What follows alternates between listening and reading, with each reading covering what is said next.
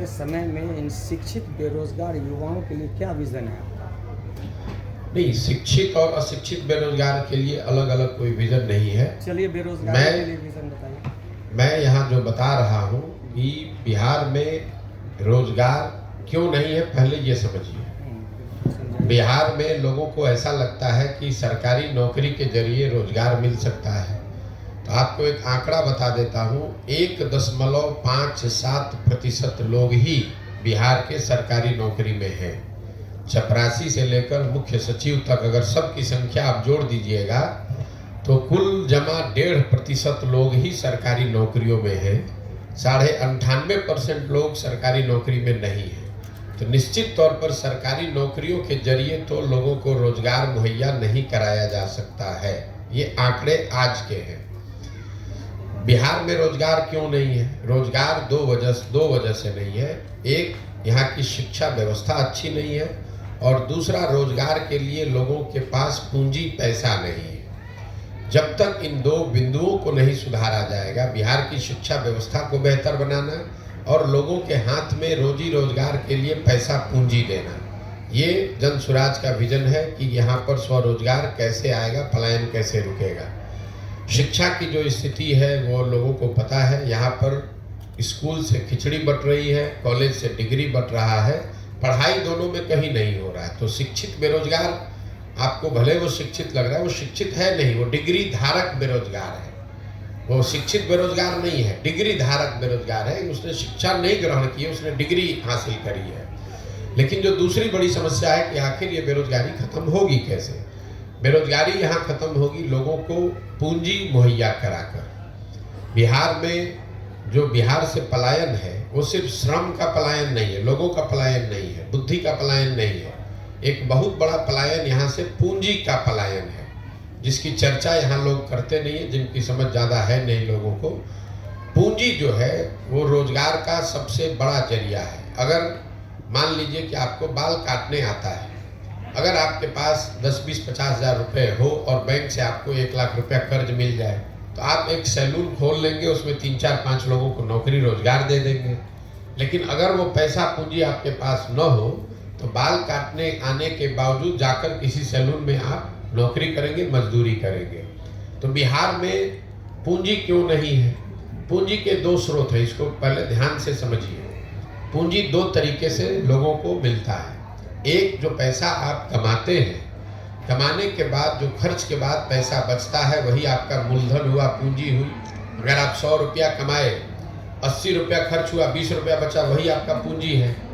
तो एक पूंजी का जरिया है बचत, दूसरा पूंजी का जरिया है बैंकों से मिलने वाला कर्ज। अगर आपके पास 20 रुपया बचा हुआ है, बैंक वाले आपको 50 रुपये कर्ज देंगे तो 70 रुपये का आप काम कर पाइएगा। तो बिहार में बचत इसलिए नहीं है कि यहाँ प्रति व्यक्ति आय है 35,000 रुपया। देश में प्रति व्यक्ति आय है 1,35,000 रुपया। तो 35,000 रुपया कमाने वाले समाज में इस महंगाई के ज़माने में बचत तो इतनी बड़ी हो नहीं सकती है कि आपके पास पूंजी आ जाए। दूसरा, जो बैंकों में पैसा जमा हो रहा है, बैंक यहाँ लोगों को पूंजी दे नहीं रहे, ऋण लोन दे नहीं रहे। इसका उदाहरण आप समझिए। देश में बैंकों के ऋण को नापने के लिए एक पैमाना है जिसको कहते हैं क्रेडिट डिपॉजिट रेशियो। मतलब बैंक में कितना पैसा लोगों ने जमा किया, उसके बदले में बैंकों ने कितना पैसा समाज को अलग अलग काम के लिए ऋण के तौर पर, लोन के तौर पर दिया। घर बनाने के लिए, यूट्यूब चलाने के लिए, दुकान खोलने के लिए, गाड़ी खरीदने के लिए। और रिजर्व बैंक ऑफ इंडिया एक आंकड़ा जारी करता है जिसको कहते हैं क्रेडिट डिपॉजिट रेशियो। देश में ये आंकड़ा है 70% का। मतलब जितना देश भर के लोगों ने बैंकों में पैसा जमा किया, अगर 100 रुपया जमा किया तो बैंकों ने 70 रुपया कर्ज के तौर पर लोगों को वापस दिया। बिहार में सीडी रेशियो है 40%। 1990 में जब लालू जी मुख्यमंत्री बने तो बिहार में सीडी रेशियो था 40। लालू जी के 15 साल के शासनकाल में सीडी रेशियो घट के हो गया 28। और अभी 18 साल के नीतीश के प्रयास के बावजूद भी ये अभी भी 40 ही है। इसका असर क्या होता है ये समझिए। पिछले वर्ष, ये हेडलाइन नोट कर लीजिए, पिछले वर्ष बिहार की गरीब जनता ने बैंकों में 4,21,000 करोड़ रुपया जमा किया। 4,21,000 करोड़ रुपया बिहार में लोगों ने बैंकों में जमा किया। बैंकों ने 40% के सीडी रेशियो के हिसाब से कर्ज के तौर पर 1,61,000 करोड़ रुपया लोगों को दिया। बाकी पैसा 1,02,80,000 करोड़ कहाँ गया? ये पैसा चला गया दूसरे राज्यों में जहाँ पर उद्योग धंधे लग रहे हैं, जहाँ स्वरोजगार है, जहाँ तरक्की है, जहाँ व्यापार है। 1990 से लेकर पिछले वित्तीय वर्ष में कुल जमा 1990 से अगर आप जोड़ेंगे 32 साल में बिहार के बैंकों ने 26,20,000 करोड़ रुपया, बिहार के लोगों का रुपया, ये बाहर के उद्योगपति का पैसा नहीं है, ये सरकार का बजट का पैसा नहीं है, बिहार के लोगों के बचत की हुई राशि 26,20,000 करोड़ रुपया बैंकों ने यहाँ से ट्रांसफर कर दिया दूसरे राज्यों में जहाँ पर तरक्की है, व्यापार है, रोजगार है। आप जरा अंदाजा लगाइए कि अगर 26 लाख करोड़ रुपया बिहार के बैंकों ने यहाँ के लोगों को ऋण के तौर पर भी दिया होता तो कितने ज़्यादा लोगों ने यहाँ घर बनाया होता, कितने ज़्यादा लोगों ने गाड़ियाँ खरीदी होती, कितने ज़्यादा लोगों ने स्वरोजगार का कोई ना कोई शुरुआत करी होगी। तो बिहार, और ऐसा नहीं है कि ये बैंकों की मनमर्जी है कि वो कितना पैसा ऋण दें, ये उनकी वैधानिक जिम्मेवारी है कि कम से कम 70% पैसा जो जमा होता है वो उनको ऋण के तौर पर देना ही देना है। और उस कमिटी को चेयर करते हैं मुख्यमंत्री राज्य के। ये भी नहीं है कि बैंक अपना जो चाहे वो कर ले, मुख्यमंत्री उस कमिटी के चेयरमैन हैं, जिसमें यह तय किया जाता है कि बैंकों को 70% पैसा कर्ज के तौर पर लोगों को देना है। लेकिन बिहार में जैसे मुख्यमंत्री की बात पदाधिकारी नहीं सुन रहा है, अफसर नहीं सुन रहे हैं, उसी तरह से बैंक वाले भी उनकी बात नहीं सुन रहे हैं। और दूसरी दिक्कत यह है कि यहाँ के नेताओं को या समाज में इस बात की ज़्यादा समझ है ही नहीं। तो आपको लगता है कि वो चीनी मिल चालू हो जाएगा तो उद्योग लग, उससे रोजगार मिलेगा।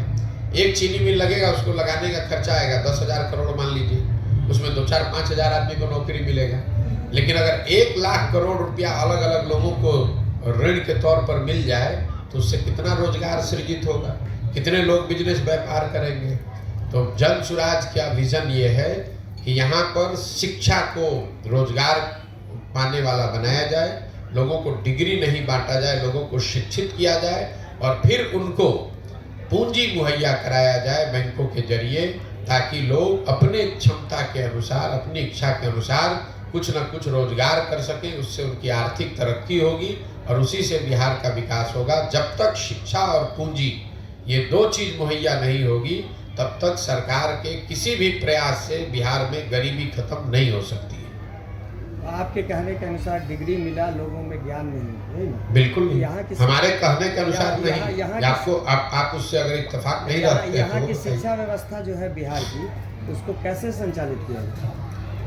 शिक्षा व्यवस्था फिर वही बात है, हर चीज को आप लोग 2020 मैच के तौर पर देखते हैं। यही यहाँ के नेताओं का भी हालत है। शिक्षा व्यवस्था कैसे सुधरेगा, शिक्षा व्यवस्था क्यों बिगड़ा है पहले इसको समझिए। इसलिए नहीं शिक्षा व्यवस्था बिगड़ गई है, लोग कहते हैं कि स्कूल से खिचड़ी बट रहा है इसलिए शिक्षा व्यवस्था खराब है। अगर खिचड़ी बटने से शिक्षा व्यवस्था खराब होती तो कॉलेज में तो खिचड़ी नहीं बट रहा है, 8वीं क्लास से ऊपर के स्कूलों में तो खिचड़ी नहीं बट रही है, वहाँ शिक्षा व्यवस्था क्यों खराब है? कुछ लोग कहते हैं कि नियोजित शिक्षक गुणवत्ता उनकी खराब है इसलिए शिक्षा व्यवस्था खराब है। तो अगर नियोजित शिक्षकों से ही शिक्षा व्यवस्था खराब है तो Patna science college, CM science college, MS college, Bettiah, Patna college में पढ़ाई क्यों नहीं हो रही है?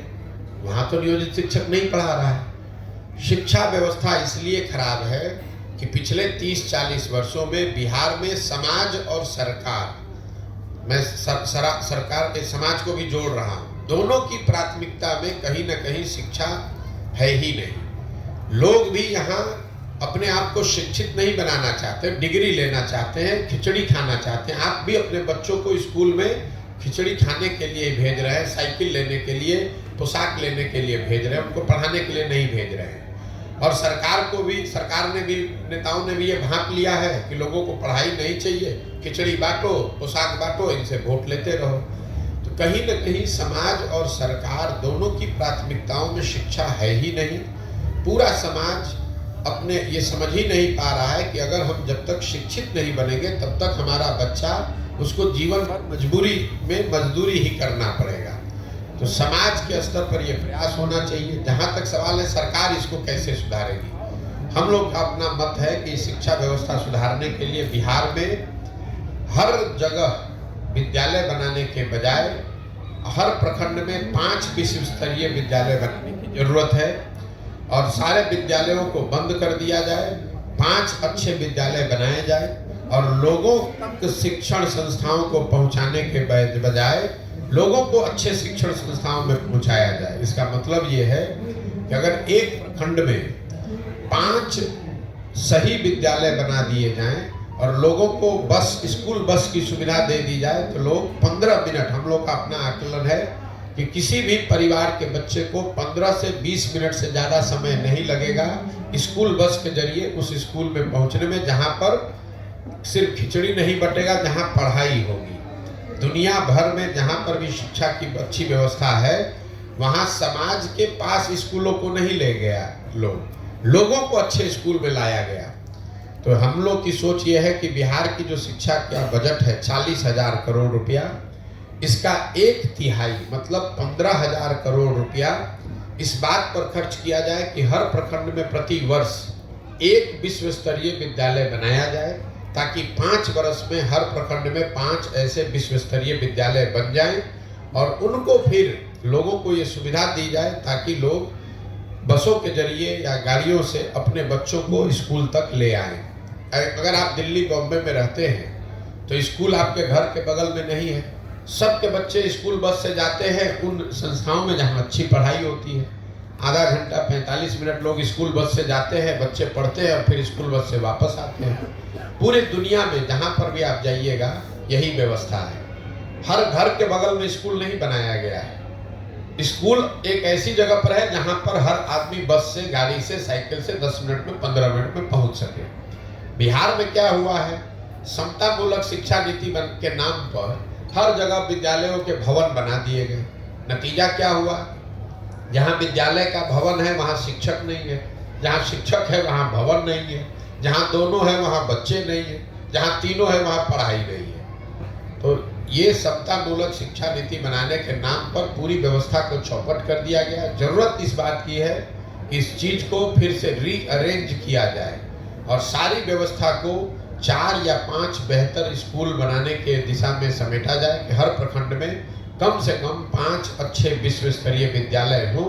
अगर हर साल हम लोग 1 विश्व स्तरीय विद्यालय भी बनाएं, क्योंकि पैसा इतना ही है बिहार में कि आप 1 विद्यालय हर साल बना सके, मतलब 550 विद्यालय अगर डेली हर साल बनाए जाए अच्छे, तो वो सरकार बना सकती है।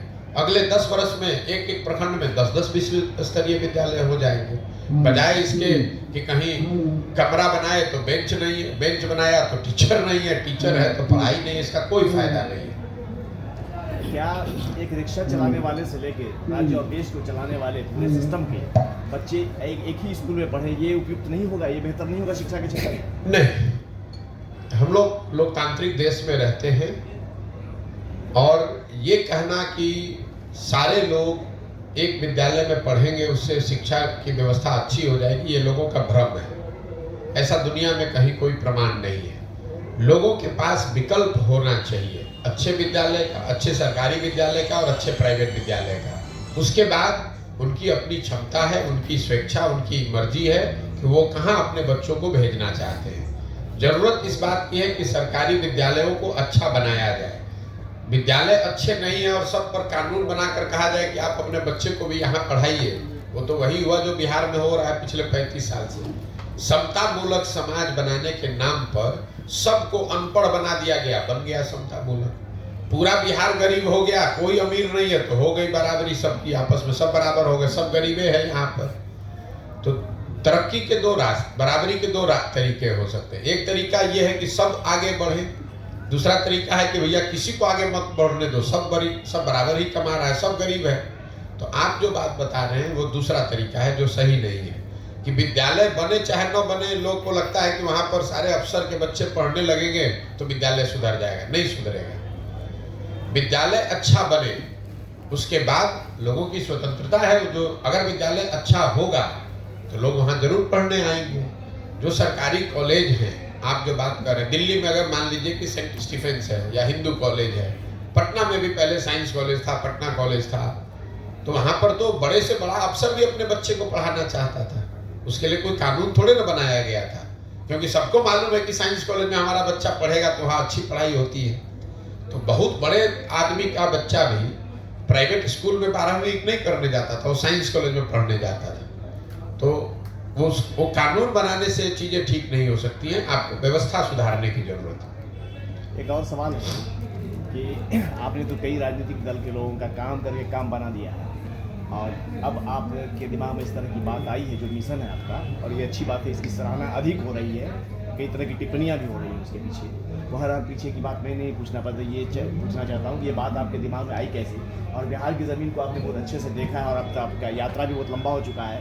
बिहार के लोग कितने दिनों में आपकी बात को समझ पाएंगे, आपको क्या लग रहा है? देखिए, ये आपको ऐसा लगता है कि मैं पहले कुछ दूसरा काम करता था, अब दूसरा कर रहा हूँ। मेरे अपने नज़रिए से मेरे काम में कोई फर्क नहीं है। फर्क बस इतना है कि पहले मैं दलों को, नेताओं को सुझाव देता था, सलाह देता था, मदद करता था कि कैसे वो अपने आप को व्यवस्थित करें, कैसे चुनाव का प्रचार करें, कैसे जनता तक अपनी बात पहुंचाएं, रखें और वो चुनाव जीतें। काम मैं वही कर रहा हूँ, सिर्फ दलों और नेताओं के बजाय अब ये सुझाव और सलाह हम बिहार की जनता को दे रहे हैं। बिहार की जनता को ये बता रहे हैं कि आप किन मुद्दों पर वोट दीजिए, कैसे आप आपस में संगठित होकर दल बना सकते हैं, कैसे आपको किसी के पीछे चलने की जरूरत नहीं है, आप अपने और अपने बच्चों के लिए बेहतर व्यवस्था बना सकते हैं। और पहले मैं दलों की मदद कर रहा था, अब इनकी मदद कर रहा हूँ। आपने पूछा कितने दिनों में बिहार के लोगों को समझ में आ जाएगा। मुझे इसका कोई इल्म नहीं है और ना मुझे उसके लिए कोई घबराहट है। आप देख रहे हैं पदयात्रा जो मेरी चल रही है, इसमें कोई किलोमीटर फिक्स नहीं है। इसमें ये नहीं फिक्स है कि हमको 6 महीना में इसको कर लेना है, झंडा गाड़ के फिर खड़े हो जाना है। हमें बिहार के जहां तक हो सके जनमानस तक अपनी बात को पहुंचाना है, उनको समझाना है, उनसे जाकर मिलना है, समझना है और उनको संगठित करने का ये प्रयास है। करने में 2 बरस भी लग सकता है, 3 बरस भी लग सकता है। इसके बाद जनता समझेगी कि नहीं समझेगी, ये बात, ये निर्णय तो आप लोग को देखना करना है। जब मैं चल रहा हूँ पैदल, तो मैंने कोई दल नहीं बनाया है, मैं कोई वोट नहीं मांग रहा हूँ, मैं कोई लोगों की मदद नहीं कर रहा हूँ। लेकिन जो लोग हजारों की संख्या में सुबह से शाम तक मिलने आते हैं, हम रात में 12 बजे 1 बजे तक लोगों से मिल रहे हैं, सुबह से शुरू करते हैं। तो आखिर कुछ लोगों को तो जरूर कुछ समझ में आ रहा होगा, तभी लोग आ रहे हैं। हम तो जाति की बात नहीं कर रहे हैं, हम हिंदू मुसलमान की बात नहीं कर रहे हैं, हम नाली गली सड़क की बात नहीं कर रहे हैं। हम अपने भाषणों में, अपने संवाद में तो मैं लोगों को ये बता रहा हूँ कि भाई तुमसे गलती क्या हो रही है। इसके बावजूद लोग मानते हैं और कहते हैं कि नहीं भैया, जो बात आप बता रहे हैं वो ठीक है, आप ये प्रयास कीजिए, आपसे हम लोग जुड़े हुए हैं। समय लग सकता है, इसमें कोई दो मत नहीं है। आखिर जब 70-75 साल में कोई व्यवस्था बिगड़ी है तो 7 दिन में तो ठीक होगी नहीं। दूसरा जो ये तरीका है लोगों को जाकर बताने का, तो पूरा बिहार में हम जाकर पहले लोगों को बताएंगे, तभी तो ये समझ में आएगा कि लोगों को बात समझ में आई कि नहीं आई। जिन जगहों पर हम गए हैं वहां पर लोगों को समझ में आ रहा है, ऐसा मुझे लगता है। क्योंकि पदयात्रा जब मैंने शुरू किया था तो मेरा लक्ष्य था कि हर प्रखंड से 20 लोगों को कम से कम हम ढूंढ कर समझा कर निकालेंगे, और वो 20-20 लोग भी अगर हर प्रखंड से आ जाएं तो पूरे बिहार से करीब 12-15 हजार लोग हो जाएंगे। वो लोग मिलकर ये दल, ये नया विकल्प, नया व्यवस्था बनाएंगे। अभी जहां तक पदयात्रा हुई है उसमें हर प्रखंड में 2000 से 2500 लोग इस परिकल्पना से, इस सोच से जुड़ रहे हैं। प्रखंड की आबादी 2.5 लाख है, 2500 उसके हिसाब से बहुत बड़ा नंबर नहीं है, लेकिन 2500 एक प्रखंड से कोई नया दल बनाने के लिए आ रहा है, ये संख्या अपने आप में अद्भुत है। किसी भी दल के पास एक प्रखंड में 2-2500 कार्यकर्ता नहीं हो सकता, उसके वोटर चाहे जितने भी हों। तो उस नजरिए से जरूर लोगों को कुछ बात समझ में आ रही है, लेकिन इसका असर कितना होगा ये तो जब पूरी यात्रा खत्म होगी, जब दल बनेगा, जब वो दल के तौर पर हम समाज में जाएंगे, तब पता चलेगा कि लोग इससे कितना जुड़े और नहीं जुड़े। कांग्रेस के राहुल गांधी का जो भारत जोड़ो यात्रा था, उससे कितना अलग है आपकी? भाई, राहुल गांधी बहुत बड़े आदमी हैं। वो कांग्रेस पार्टी के लिए पदयात्रा कर रहे थे। अपने लिए पदयात्रा कर रहे थे भारत को और 6 महीने, ठीक बात है, 6 महीने में उन्होंने पूरे भारत की यात्रा करी। हम बहुत छोटे आदमी हैं, हमारे पास दल भी नहीं है और हम 15 महीना से पैदल चल रहे हैं और हम कुल जमा 12 जिले में 40-45% बिहार ही घूम पाए। तो निश्चित तौर पर फर्क है। राहुल गांधी जी रोड पर चलते हैं, हम लोग गाँव में चलते हैं। राहुल गांधी जी ने एक तय सीमा में उन्होंने उस यात्रा को पूरी की। हमारे पास कोई समय सीमा ही नहीं, हम बेरोजगार बैठे हुए हैं तो 4-5 वर्ष भी घूमेंगे, हमें कोई दिक्कत नहीं है। उनके पास बहुत सारे काम हैं, पूरा देश उनको देखना है, तो 6 महीना ही समय निकाले तो उनके लिए बहुत है। मुझे ऐसा लगता है कि बिहार को के बेहतरी के लिए मुझे 2 साल लगे, 3 साल लगे, मुझे जमीन पर उतरकर गांव-गांव जाकर जो काम मैं कर रहा हूं वो करूं। दूसरा क्या कर रहा है उससे हमें कोई लेना देना नहीं। सर, 2014 से जो देश की राजनीति में उपजा है जाति धर्म, आप पद यात्रा चला रहे हैं, बिहार के लोगों को जागरूक कर रहे हैं, विकास पे चुनाव लड़िए, अपने लिए चुनाव लड़िए, अपने बच्चों के लिए वोट दीजिए। आपको लग रहा है कि यहाँ के लोग आपकी बात से सहमत हैं या फिर आपकी बात को समझ रहे हैं? भैया, मैं आपको बार बार वही सवाल आप दोबारा पूछ रहे हैं जो साहब ने पूछा। लोग समझ रहे हैं कि नहीं, ये बात तो आप लोगों से पूछिएगा, हम तो बता नहीं सकते हैं, हम तो अपनी बात कह रहे हैं। आपने कहा कि अगर लोग, मैंने ये कहा कि अगर लोग समझ नहीं रहे तो यहाँ आ क्यों रहे? हम किसी को गाड़ी भेजकर तो बुला नहीं रहे, हम तो यहाँ कैंप में बैठे हुए हैं। 25 आदमी आएगा तो भी बात करेंगे, 500 आदमी आएगा तो भी बात करेंगे। कोई आपको ये नहीं मिला होगा ये बताने वाला कि प्रशांत किशोर ने गाड़ी बस भेजा है, हम लोग को कैंप में बुलाया है। हम आकर यहाँ पर कैंप लगाकर बैठे हैं, अपनी बात कह रहे हैं। आपको अच्छा लगे तो जुड़िए, नहीं अच्छा लगे तो जहाँ है वहाँ रहिए। ठीक है भैया। नीतीश कुमार का बनारस रैली होने वाला है, आप बोलते हैं कि नीतीश कुमार का राष्ट्रीय स्तर पर कोई वर्चस्व नहीं है। हमको बोलने की जरूरत है। नीतीश कुमार का बिहार में जब कोई वर्चस्व नहीं तो राष्ट्रीय स्तर पर कैसे वर्चस्व हो जाएगा? आप हमारे कहने पर मत जाइए। 243 विधायकों के यहाँ पर विधानसभा में नीतीश कुमार का 42 गो विधायक है, तो क्या बताता है कि बिहार में बहुत उनका वर्चस्व है। 12-13% पूरे बिहार में वोट उनको मिला है, तो ये क्या बताता है? अगर 100 में 12% आपको वोट मिलेगा तो बिहार में आपका वर्चस्व बताता है।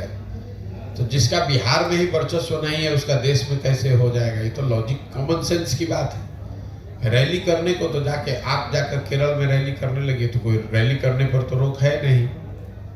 कि सुशासन बाबू क्यों कहला रहे हैं? हमको तो कोई नहीं मिला जो नीतीश कुमार को सुशासन बाबू अभी कह रहा है। पहले किसी जमाने में 2005 से 2012-13 का एक दौर था जब लोगों को, बिहार की जनता को ऐसा लगा था कि बिहार में कुछ सुधार हो रहा है, और वो इसलिए लगा था कि बिहार की जनता ने 15 बरस लालू राज, जंगल राज देखा था। तो जब बहुत अंधेरा होता है उसमें एक छोटा सा दिया भी जलेगा तो उसका प्रकाश थोड़ा ज़्यादा दिखता है, और कुछ प्रयास उन्होंने शुरुआती दिनों में किया भी था। लेकिन 2014 के बाद जो नीतीश कुमार हैं उनको कोई भी सुशासन बाबू नहीं कहता। वो तो खुद ही अपने आप को अगर कह रहे हैं तो सुशासन बाबू कह रहे हैं, जनता तो नहीं कह रही है।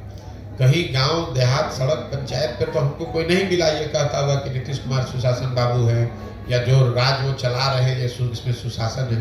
लोग तो ये बताते हैं कि लालू जी के राज में अपराधियों का जंगल राज था, नीतीश कुमार के राज में अधिकारियों का जंगल राज है। फर्क तो कुछ नहीं है दोनों में। अच्छा, बहुत लंबे समय से नीतीश कुमार और तेजस्वी यादव एक मंच पे दोनों साझा नहीं किए, क्या लग रहा है आपको नीतीश कुमार फिर? भाई इतना हम दिमाग लगाते नहीं है नीतीश कुमार कहाँ रहेंगे, तो किसके साथ मंच साझा कर रहे हैं। नीतीश कुमार को खुद नहीं पता है कि वो कहाँ रहेंगे। हमको इतना पता है कि नीतीश कुमार के राजनीति का ये अंतिम दौर चल रहा है। आने वाले कुछ महीनों में, खास करके लोकसभा चुनाव में चुनाव के साथ नीतीश कुमार के दल, जनता दल यूनाइटेड का विघटन शुरू हो जाएगा, और उसके बाद कुछ महीनों में उनका पूरी तरीके से यहाँ खात्मा हो जाएगा राजनीतिक तौर पर। वो न दल बचेगा, न दल के लोग बचेंगे, न दल के नेता बचेंगे। लोकसभा चुनाव तक जितना हाथ पांव मारना है मार लीजिए, 1-2 सीट जहाँ लड़ना है लड़ लीजिए, एक दो कहीं कोई सफलता मिल जाए तो मैं नहीं कह सकता हूँ, लेकिन हमने ये कहा है कि लोकसभा चुनाव में नीतीश कुमार के जनता दल यूनाइटेड को 5 सीट भी नहीं आएगा। अगर आएगा तो हम बिहार की जनता के सामने खड़ा होकर अपनी गलती मानने को तैयार हैं। तो आपके हिसाब 5 सीट भी नहीं आएगा, उनको नहीं आएगा, उसके बाद उनके दल का विघटन होना अवश्य भावी है। सर, बिहार की राजनीति को आपने नज़दीक से देखा है, कितना भी विकास की बात कर लीजिए, लेकिन जब वोट का वक्त आता है तो वही जाति देखी जाती है। आपका क्या इरादा, मतलब आप चुनाव के टाइम में बताएंगे कि मैं ये करूँगा? आपके जितना तो राजनीति की हमको समझ नहीं है, लेकिन अगर आप ही के बात को हम सही मान लें तो आप हमको समझा दीजिए कि मोदी जी को बिहार में तो वोट पड़ा है कि नहीं पड़ा है? पड़ा है। मोदी जी के जाति के कितने लोग बिहार में रहते हैं ये बता दीजिए। अगर जाति पर ही, आपने कहा कि हर आदमी जाति पर ही वोट देता है, तब तो मोदी जी को बिहार में एक भी वोट नहीं मिलना चाहिए था। इसी बिहार में 20% मुसलमान रहते हैं। ये सारे लोग जनता दल ये आरजेडी को वोट देते हैं, तो लालू जी की जाति और मुसलमानों की जाति तो एक नहीं है, तो क्यों देते हैं ये लोग वोट आरजेडी को? इतना जो आप लोग सिंप्लीफाई कर देते हैं कि सब जाते पर दे रहा है। अगर ऐसा होता तो ना मोदी को वोट मिलता हिंदुओं का, ना आरजेडी को वोट मिलता मुसलमानों का। वोट मूलतः यहाँ 4 बिंदुओं पर पड़ता है। पहला, उसमें एक जाति भी बड़ा मुद्दा है, लेकिन जाति एकमात्र मुद्दा नहीं है। समाज में एक बहुत बड़ा वर्ग है जो हिंदू मुसलमान के नाम पर वोट देता है।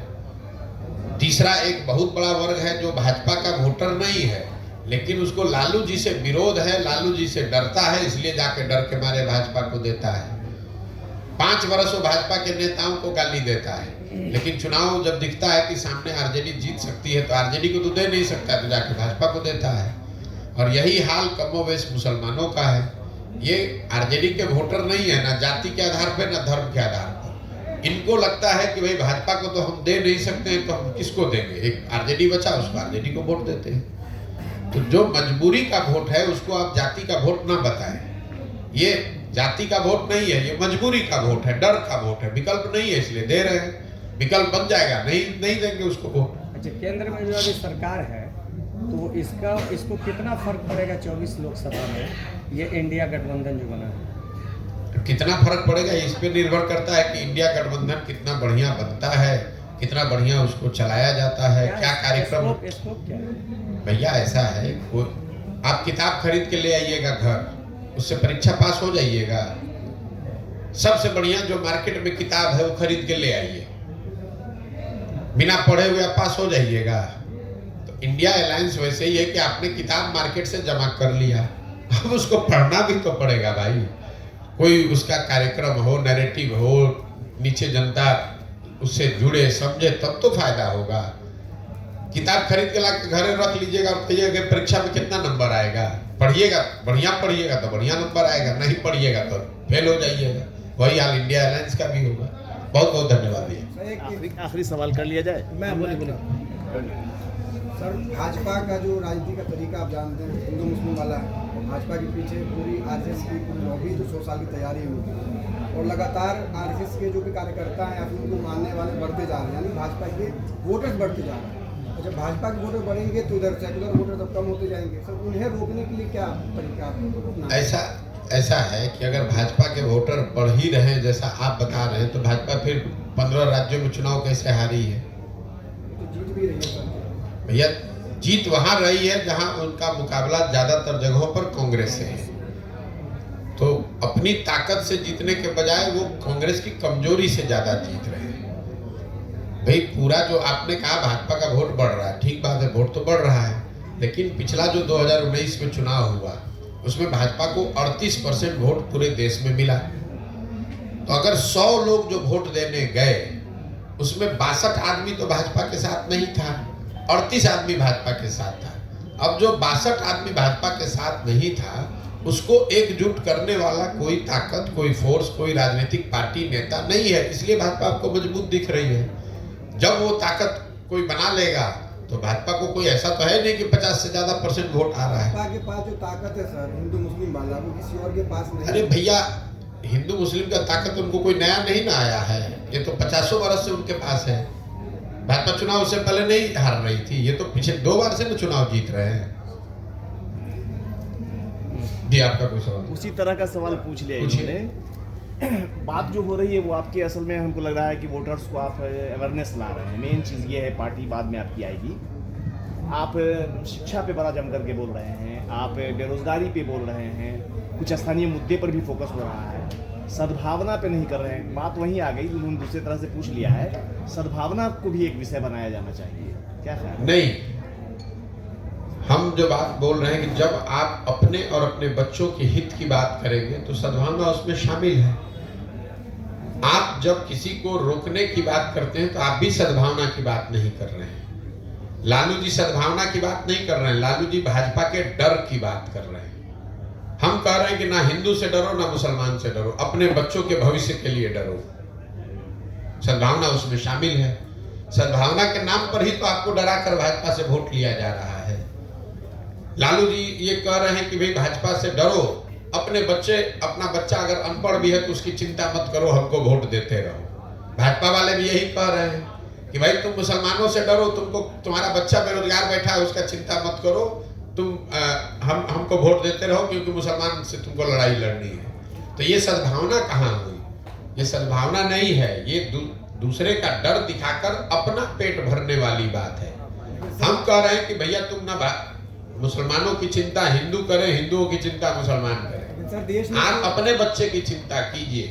अगर आपका बच्चा पढ़ेगा, आप जिस सद्भावना की बात कर रहे हैं, जब दंगा होता है, कोई ऐसी घटना होती है तो उसमें भी सबसे पहले गरीब मरता है। कोई पढ़ा लिखा होशियार धनी आदमी नहीं मरता है, चाहे वो हिंदू हो या गरीब हो, उस पर भी मरता वही है जो रोड पर गरीब अनपढ़ बैठा हो। जाते जाते अगर आप अपने बच्चों को पढ़ाएंगे, उनको रोजगार होगा, उनकी आर्थिक तरक्की होगी, तो उनके जरिए सद्भावना भी आएगी। नहीं तो सद्भावना के नाम पर लालू जी आपको 30 वर्ष से मुसलमानों को कह रहे हैं कि भाजपा को हमको हराना है। भाजपा तो हारी नहीं, भाजपा तो 2 MP से बढ़ के 300 MP हो गई। 30 वर्ष में मुसलमान उनका बंधुआ मजदूर जरूर बन गया। 2 पीढ़ियां आपकी बर्बाद हो गई। आपने उनके पढ़ाई की चिंता नहीं की, आपने अपने गांव में सड़क बिजली पानी की चिंता नहीं की। आप भाजपा को हराने के नाम पर, सद्भावना के नाम पर उनको वोट देते गए। उनके बच्चे बड़े हो गए, लालू जी बड़े हो गए, वो राजा बन गए, और आपके बच्चे धारावी में जाकर मजदूरी कर रहे हैं, गुलामी कर रहे हैं। तो अगर ऐसी सद्भावना की राजनीति आप चाहते हैं तो नहीं, मेरा उससे सरोकार नहीं है। मैं वैसी सद्भावना की राजनीति नहीं करना चाहता हूँ। मैं शिक्षा और रोजगार की राजनीति करना चाहता हूँ। मैं बिहार में तरक्की की बात करना चाहता हूँ। हिंदू मुसलमान अगड़ा पिछड़ा की बात नहीं कर रहा हूँ। ये बहुत लोग आरक्षण की बात करते हैं। मैंने अभी आपको आंकड़ा दिया, 1.5% लोग ही सरकारी नौकरी में हैं। तो चाहे आप आरक्षण 40 कर दीजिए कि 100 में 100 कर दीजिए, फिर भी 98.5% आदमी को तो कुछ उसका लाभ नहीं मिलना है। तो ये तो लोगों को बेवकूफ बनाने की बात है। भाई अगर 1.5% आदमी को ही सरकारी नौकरी है तो उसी में तो आरक्षण आप दिया है आपने। जो समाज का बड़ा वर्ग है उसके पास तो कुछ मिला ही नहीं, इसीलिए तो जो गरीब और पिछड़े। नहीं तो अगर आरक्षण से ये सब सुधरना होता तो सारे पिछड़े समाज के लोग अभी अच्छे हो गए होते पिछले 30 वर्ष में। क्यों नहीं है? इसलिए कि 1.5% के लिए जगह ही है, तो 1.5 में तो लीजिएगा, आधा ले लीजिए या 80% ले लीजिए। 98.5% जो गरीब आदमी है वो किसी जाति का हो, उसको तो सरकारी नौकरी मिलनी ही नहीं है। सर एक सवाल है, ये आरोप वाला सवाल है सर, क्योंकि जेडीयू या फिर आरजेडी की अगर बात करें, कोई पार्टी अगर अलग चुनाव लड़ती है उन लोगों से हटके, तो वो आरोप लगाते हैं बीजेपी की बी टीम। आप पे भी लग रही है, एक MIM पार्टी है सर, उस पर भी लगती है। चलिए भाई देखिए, ऐसा है कि बिहार में इन तीनों दलों को मुफ्तखोरी की आदत लग गई है। अब आरजेडी को बिना कुछ काम किए हुए मुसलमानों का एक मुश्त 20% वोट मिल जाता है, तो क्यों चाहेंगे कि मुसलमानों के पास कोई विकल्प हो जाए ताकि उनके काम का वो आकलन होना शुरू हो जाए। वही हाल भाजपा का है। भाजपा को यहाँ वोटें मिला टोटल 19%। आप लोग भाजपा को इतना बड़ा दल बताते हैं जैसे लगता है कि पूरा बिहार में भाजपा है। पिछला विधानसभा चुनाव में भाजपा को 19.6% वोट मिला है बिहार में, सिर्फ 19.6%। नोट करके रखिए इसको। आप ऐसे बता रहे हैं जैसे बिहार का हर आदमी भाजपा को वोट दे रहा है। भाजपा को वोट वो मजबूरी में दे रहा है, सामने लालू है, लालू के जंगल राज से उसको डर लगता है तो जाके डर के मारे भाजपा को वोट दे देता है। देश में उसको कोई दूसरा विकल्प दिख नहीं रहा है तो दिखता है भैया ये लालू के दादर से तो अच्छा है, चलो मोदी को ही दे दो, इसलिए वोट मिल रहा तीसरे है। विकल्प के रूप में आप हो सकते हम कोई तीसरा विकल्प नहीं, एक ही विकल्प है जो शिक्षा, रोजगार और तरक्की का विकल्प है, वो जनता का विकल्प है। वो विकल्प बनाने का प्रयास कर रहे हैं। जब विकल्प बनेगा तो आप देखिएगा ये दोनों का दोनों कट के साथ हो जाएगा। लोग इतना त्रस्त है बिहार में, चाहे भाजपा हो, जदयू हो, आरजेडी हो, लोग इतना त्रस्त है। कौन नहीं चाहता है कि उसके बच्चे को अच्छी पढ़ाई मिले। आप देश में सबसे गरीब पिछड़े हैं, आपके घर के सारे लोग पूरे जीवन मजदूरी करते हैं, किसको अपना जिंदगी नहीं बदलना है। बहुत बहुत धन्यवाद।